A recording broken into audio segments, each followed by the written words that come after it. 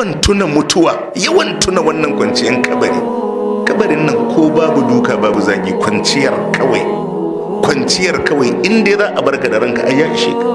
malam za ka iya zuwa ka yi wannan rayuwar yanzu da muke yi, ka shekara 70 ko 100 ka mutu, wallahi a kabari ka shekara 500 ba yi tashin duniya ba. yanzu anan Bauchi kawai makabartu nawa aka cika,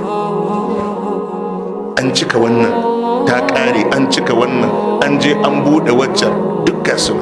wa yake ban kwana da mutane a gwansu kafin je kwanta abu? yadda kaga kowa ya tafi naula kai mara ka tafi, kawai sai dai ka ganka abu. wani kasuwa zai tafi Kano sari, sai dai a dawo ma iyalansa da gawa, duk kayansa suna babu sai ka dawo, babu sai ka dawo, rabuwansu kenan. haka ne. akwai wani bawan Allah da ya rasu bai wuce sati biyun nan da suka wuce ba, a gareji ne ya kai motarsa gyara, a gun yin jiki ya faɗi.